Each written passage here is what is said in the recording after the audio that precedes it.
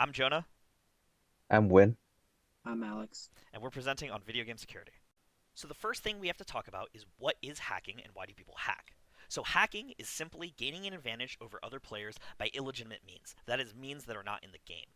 So, hacking really has been around as long as games have been around, right? People are always going to try and gain an advantage over other people for a variety of reasons. This can be for fun, so players want to gain an advantage without putting in the same amount of time to build the skills, right? You can just skip the training entirely and just get good at the game through hacking. Or it can even be for real world profit, which we'll touch on in the next slide. So down below on the left, we have one of the most popular hacks, which is wall hacks, which basically just gives you the unfair advantage of being able to see through walls that you couldn't normally see through. So you can see the players' positions, like the enemy's positions, really easily, so you know where they all are at all times. And the other one on the right is aimbot, which is one of the other more popular hacks, which basically makes it so in order to shoot the enemy players, it automatically snaps your mouse to them, so you don't have to work on the basically technical skills that it takes to drag your mouse, and do it yourself. So you might think these are just video games. Like, what does it matter, if people are cheating? Well, there are real-world implications to this. So in this case study, we'll look at Extremes Land Zowie, which was an Asian CS:GO tournament. So CS:GO is a very, very popular esport, where a professional player named Forsaken was actually caught using an aimbot on his computer during the tournament. So again, it's just video games. Why does it matter? Well, this tournament had a $100,000 prize pool. So this guy was trying to beat other people by illegitimate means to win this money himself. I mean, that's a pretty big scandal right there. You would see the same thing maybe in like sports or something, right? Video games have gotten to the point where they're so big that we have scandals like this with real world implications. And obviously that'd be unfair if he won using cheats, right? So do we need to defend? Yes, we do, because there are real world implications to this. On the esports side, other than money, there's also fame and sponsorships. Esports are getting so big that those things are actually like really important now. But even besides that, we need to protect the casual audience. If people are playing with cheaters all the time, they're going to have distrust for the company. It ruins the integrity of the game. Players won't think that it's fun anymore. So this can make them leave, which leaves less players on the servers, which can hurt the company financially. So there are still real world implications from all angles. So how do we secure games? That's the question here that we're going to try and answer. So the thing to understand is that security is a trade-off. And with video game security, there's an inherent trade-off between security and invasivity when it comes to video games. And we'll see through this that different popular titles make different trade-offs with varying different degrees of success. So we'll look at Destiny 2, Team Fortress 2, Overwatch, and Valorant, who all do this very differently. And then hopefully by the end we'll have somewhat of a better idea on what we should do to make the best security. So first we're going to talk about Destiny 2. And Destiny 2 is unique because it's kind of the farthest on the scale in terms of being the least invasive, but that also makes it very insecure, as we'll see in a second here. So first, since Destiny 2 is sold through Steam, the PC version contains VAC bans, which will be explained a little bit later. But it's essentially a way of catching cheaters and banning them. However, they don't use this system very often. Instead, Destiny 2 primarily relies on other players in the game reporting cheaters when spotted. Specifically, there are systems in place to prevent wall hacks and aimbot as described earlier, but they're not incredibly effective, as Bungie actually themselves, the creator company, have said. And additionally, the vast majority of Bungie's security efforts are reactive or after the fact, so they have had a notoriously difficult time catching cheaters before they cheat.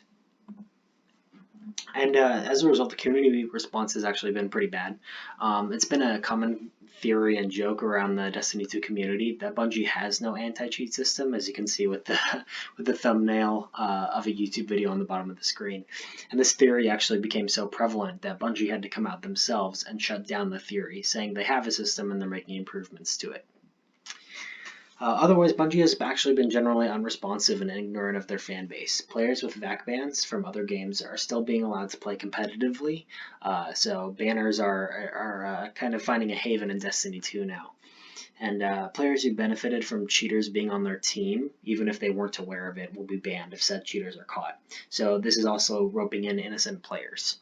So because of these two events, the community is far and wide against these policies. So even though it's nice to have something that's not very invasive, an anti-cheat system that's not very invasive, it's resulted in a lot of community backlash because they're not really catching many cheaters. Okay, so now we're gonna talk about Team Fortress 2. So there's a few strategy that TF2 is using to deal with this cheating problem. So The first way is Valve Anti-Cheat, which is an anti-cheat software that a lot of Steam games are using. This includes the game that we mentioned before, Destiny 2, and now Team Fortress 2. Another way is in-game update. So now I will talk about VAC. VAC is basically Valve anti-cheat software that using by Valve. So one thing we need to know is that Valve does not disclose how VAC system work. So we just have to go on anecdote evidence from the internet forum and on the VAC website themselves. But one thing we do know is that VAC work by detecting cheat signature on the computer during game launch. And they also, scanning your computer for any anomaly, such as, modification in your executable or memory injection. And also one rumor that VAC also reading your DNS cache in a user computer would basically allow them to check if you have been onto like cheating website or when you cheat and such.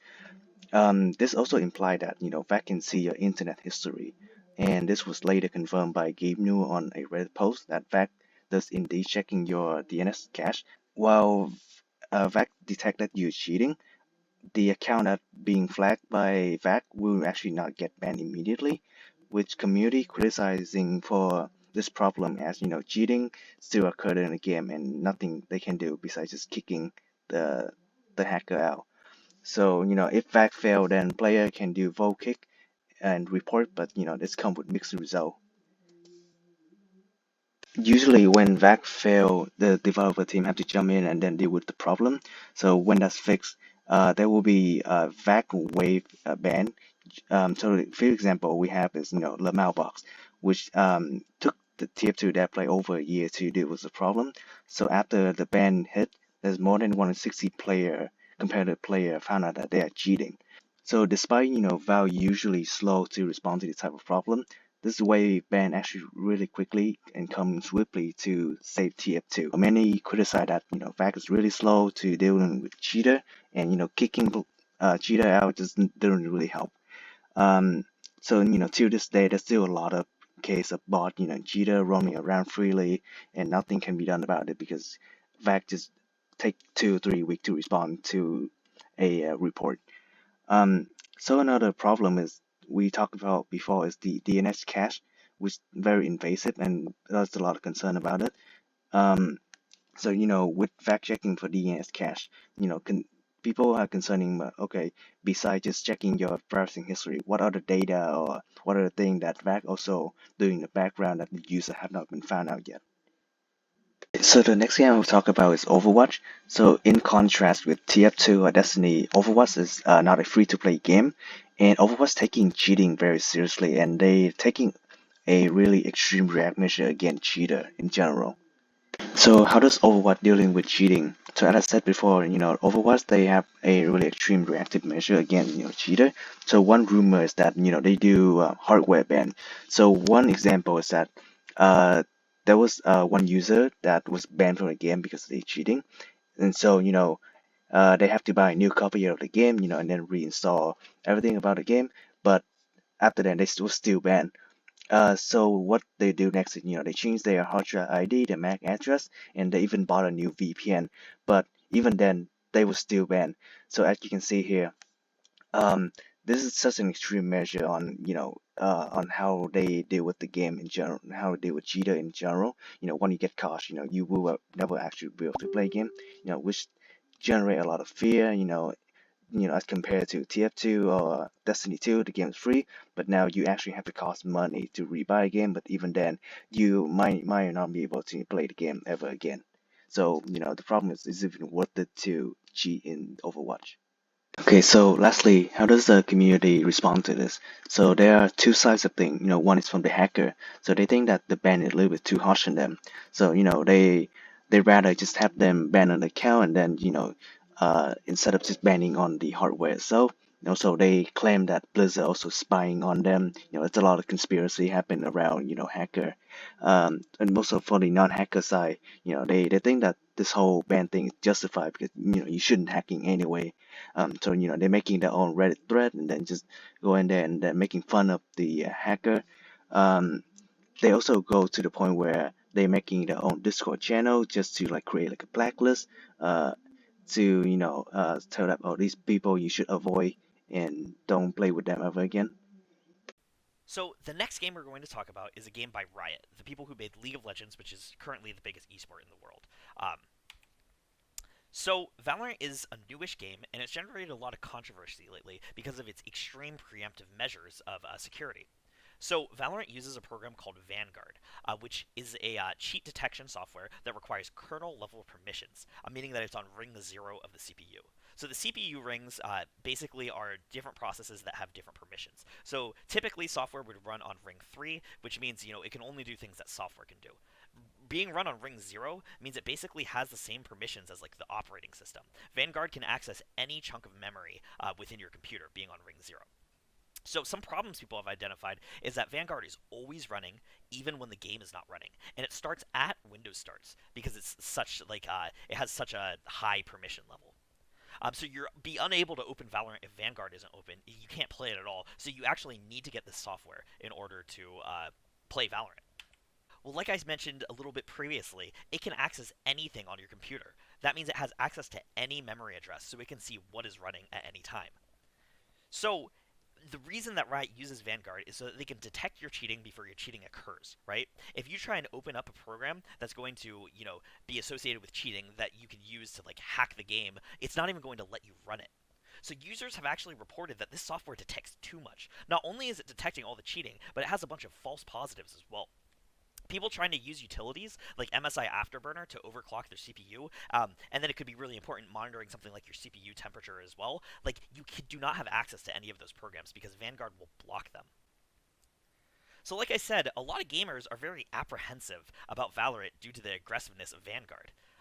Vanguard does seem to be effective, but some people still do slip through the cracks. The first case of hacking was reported only 2 days after the closed beta release. So, it draws the question, is it really worth, giving up that much security, right? Because the problem is, if someone finds an exploit in Vanguard, they basically have access to, the 0th ring of your CPU, so they can access anything on your computer.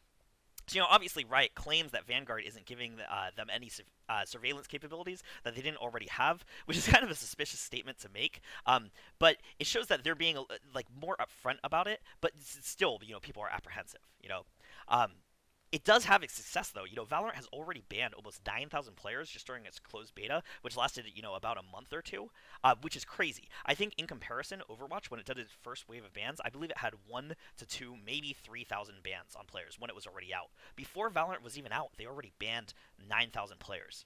So it just begs the question: is this worth such aggressive means? So lastly, we want to close off with some discussion and a final conclusion about the future of security in gaming. So first off, a discussion about ethics and legality. So a question that comes up, especially with the game of Valorant having kernel level access, is it right to control what people do on their computers? In particular, with the Valorant kernel level access, there were some false positives. So if it affects other functionalities of the computer other than the specific game or software that kernel level access is supposed to be maintaining, then it's probably not okay. In particular, there's an incident where Sony was sued because of a DRM rootkit it was installing on devices to stop piracy.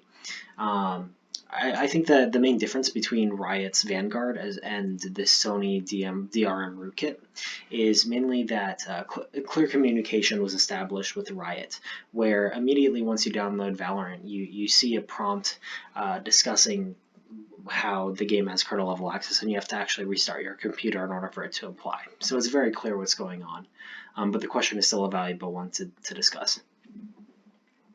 More overall, we can see that games have slowly but surely moved from relying on just reactive security measures to using both preventative and reactive measures in tandem. And we can see that with the recent innovations of requiring kernel level access in Valorant, although flawed, is definitely a new, fresh idea that is very welcome in the industry and has a lot of potential. In addition, we all agree that player reporting, even though it has the ability to be manipulated, is also a really good system to have in place, and it seemed that all 4 of our case studies had some variant of that in place as well. So 3 main conclusions we have for companies are to be clear and communicative with your community about your anti-cheat measures, keep in mind the trade-offs of security versus invasivity, and where to push and pull with each of those, and do what's best for your game and your community overall.